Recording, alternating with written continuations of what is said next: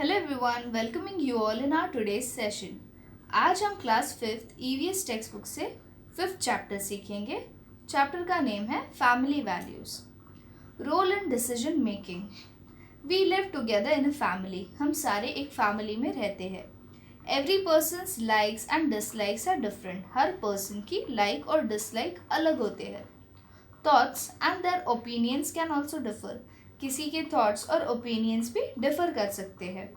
We ourselves are different from others. हम खुद एक दूसरे से अलग है। Even so our thoughts and opinion can match those of others on various topic. कभी कभी हमारे थॉट्स और ओपिनियन अलग अलग टॉपिक्स पे मैच भी कर लेते हैं। We have love and affection for each other. हमारे बीच में प्यार और अफेक्शन होता है। We take care of each other and are concerned about others people's well-being. हम एक दूसरे का ख्याल भी रखते हैं और एक दूसरे की तरफ ज़्यादा कंसर्न भी है उनके भलाई के लिए।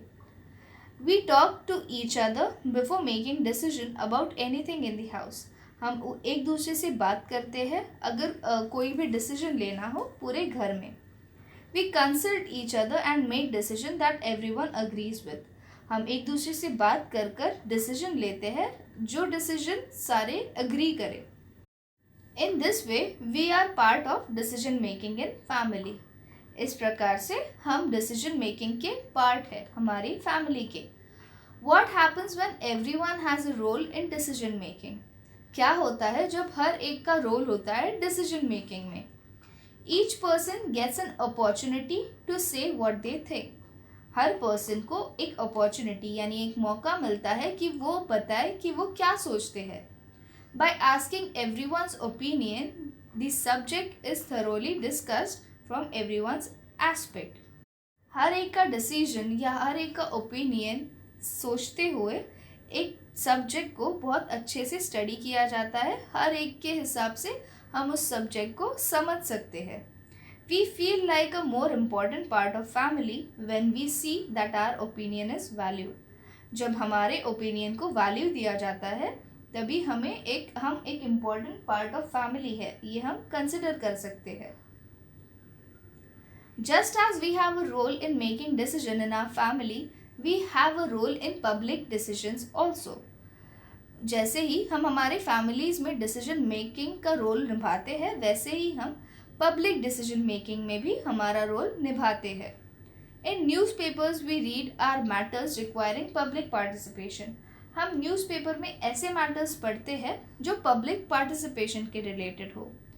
For examples some few examples are summarized below. कुछ एग्जाम्पल्स नीचे दिए गए हैं। Read and discuss. Citizens participate in municipal budget planning. Citizen to decide matters on which to spend money. Citizen crowd to suggest improvement to city development plan. Inauguration of road joining 6 village. Joint efforts by 6 villages bears fruit. We feel the need of minor changes in our environment. इस articles या इस captions या इस particular topic को अगर हम देखें तो हमें समझ आ रहा है कि इस सब में सिटीजन का एक पार्टिसिपेशन है, एक इम्पॉर्टेंट रोल है। Similarly we feel the need for minor changes in our environment. हमें हमारे एनवायरनमेंट में कुछ माइनर चेंजेस की ज़रूरत होती है। It is to our advantages that everyone has a role in making decision about changing in our surrounding.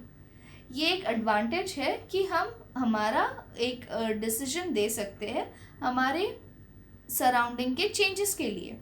The government we elect makes decision regarding public matters. हम जो गवर्नमेंट सिलेक्ट करते हैं या elect करते हैं वो पब्लिक मैटर्स के हिसाब से उनके डिसीजन क्रिएट करती है, डिसीजन बनाती है। If we feel that decision made by government is wrong we can register our opinion. अगर हमें कभी लगे कि गवर्नमेंट ने जो डिसीजन लिया है वो गलत है तो हम हमारा ओपिनियन रजिस्टर कर सकते हैं। In this way we can be a part of decision making process. ऐसे ही हम डिसीजन मेकिंग प्रोसेस का पार्ट बन सकते हैं। Effects of honest and dishonest behaviour. We do many time different things every day. हम दिन में काफ़ी सारी अलग अलग चीज़ें करते हैं. Sometimes we make mistakes. हम कभी कभी गलतियाँ भी करते हैं. When we realize that we have made a mistake, we should talk about it openly with our friends and family. जब हम ये रियलाइज करें कि हमने कुछ गलती की है, तब हमें इसके बारे में हमारे फ्रेंड्स और फैमिली से बात करनी चाहिए. By doing this, we learn to be honest and find a way to correct our mistakes. ये करने से हम ऑनेस्टी की तरफ बढ़ते हैं और फिर हमारा मिस्टेक सुधारने के लिए हम कोशिश करते हैं. It is also necessary to be honest and sincere in work. ये necessary है कि हम हमारे काम में भी honest और sincere रहे. We must try hard to keep the trust in relationship and never cheat. और हमें ये भी कोशिश करनी है कि हम हमारे relationship में कोई गलती ना करें, हमेशा trust रखें और कभी किसी को cheat ना करें. If we are honest, we do not have to afraid. अगर हम ऑनेस्ट है तो हमें डरने की कोई ज़रूरत नहीं है. But if we are dishonest we have to lose our self confidence. अगर हम डिसऑनेस्ट है तो हम हमारा सेल्फ कॉन्फिडेंस यानी आत्मविश्वास खो सकते हैं. We must be honest at home as well as in public. हमें घर पर भी ऑनेस्ट रहना है और इसी के साथ पब्लिक में भी. Everyone respects an honest person. Honesty is our strength. हर कोई ऑनेस्ट पर्सन को रिस्पेक्ट करता है क्योंकि ऑनेस्टी इज आवर स्ट्रेंथ. वो हमारा स्ट्रेंथ है यानी हमारी ताकत है. How to do honesty in public. If we are honesty in our public life we will get better public service and facilities. अगर हम हमारी पब्लिक लाइफ में यानी सोशल लाइफ में ऑनेस्ट है तो हमें बेटर सर्विसेज और फैसिलिटीज़ मिलेंगे. What happen if we travel on a train or without a ticket? Our public transport system will run at a loss and would soon have to shut down. सोचो अगर हम किसी train या public transport को without ticket में travel करें तो हमारे सिस्टम को यानी पब्लिक ट्रांसपोर्ट सिस्टम को लॉस होगा जिसकी वजह से उसे जल्द ही शट डाउन होना पड़ेगा. If each person buys a ticket honestly this problem will not arise. अगर हर कोई टिकट ऑनेस्टली बाय करे तो ये प्रॉब्लम कभी नहीं आएगा. Honesty can increase efficiency in public life. Honesty is the best way to increase discipline and efficiency in public life. Honesty एक अच्छा तरीका है जो पब्लिक लाइफ को डिसिप्लिन में रख सकता है. Advantage of cooperation. In a family we cooperate with each other. हम फैमिली में होते हैं तब हम एक दूसरे के साथ कोऑपरेट करते हैं यानी एक दूसरे को अच्छे से समझते हैं. Similarly in team sports the more the players cooperate with each another the better is their game. जैसे ही स्पोर्ट्स में अगर प्लेयर्स एक दूसरे के साथ अच्छे से कोऑपरेट करें तो वो गेम बहुत अच्छा हो सकता है. Instead of keeping the feeling of cooperation restricted to sports we should bring it to public life as well. मतलब कोऑपरेशन का मुद्दा सिर्फ हम स्पोर्ट्स की तरफ ही नहीं बल्कि हमारी पब्लिक लाइफ की तरफ भी बढ़ा सकते हैं. Everyone needs cooperation in public life. हर किसी को कोऑपरेशन चाहिए होता है अपने पब्लिक लाइफ में. We too need to help others. Fairs, rallies and other such gatherings can only be arranged successfully if we cooperate with one another. यानी हमें एक दूसरे की हेल्प करनी होगी. फेयर्स रैलीज जो रास्ते पे होती है, गैदरिंग्स होते हैं, अगर हम उनमें कोऑपरेट करें तभी हम एक दूसरे की मदद कर सकते हैं. Tolerance. We all have some faults. हम सब में कोई ना कोई फॉल्ट्स यानी फ्लॉज होते हैं. We can improve on these faults with help of our family and friends. हम इन फॉल्ट्स को सुधार सकते हैं हमारी फैमिली और फ्रेंड्स की हेल्प से. We may not agree with each other every time. हम एक दूसरे से हमेशा अग्री तो नहीं कर सकते. Sometimes there are disagreement even between friends. कभी कभी डिसएग्रीमेंट होते हैं. बेस्ट फ्रेंड्स के अंदर भी कभी कभी डिसएग्रीमेंट्स होते हैं. At such times we must try to understand the point of view of another instead of insisting that only our point of view is correct. ऐसे मौक़ों पर हमें हमेशा दूसरों के पॉइंट ऑफ व्यू यानी दूसरों की समझ को सोचना चाहिए कि ऐसा वो क्यों सोच रहे हैं, बल्कि ऐसा नहीं करना चाहिए कि जो हम सोच रहे हैं वही सही है. On such occasions, we must listen to other person. In this way, we learn to tolerate. ऐसे मौक़ों पर हमें दूसरे इंसानों या दूसरे लोगों के बारे में या दूसरे लोगों के थॉट्स के बारे में सोचना चाहिए। इसी तरह से हम टॉलरेंस के बारे में सीख सकते हैं। टॉलरेंस यानी झेलना। Respecting opinions which are different from our own is called tolerance और ब्रॉड माइंडनेस। हम अगर किसी और के ओपिनियन या किसी दूसरे के ओपिनियन को हम फॉलो करें या एक्सेप्ट करें जो हमसे डिफरेंट है या हम उसे नहीं मानते बट फिर भी हम उसे फॉलो करें तो उसे टॉलरेंस कहा जाता है या उसे ब्रॉड माइंडनेस भी कहते हैं। Tolerance has a special significance in the country. People from various religion, creeds, culture and following different customs live here.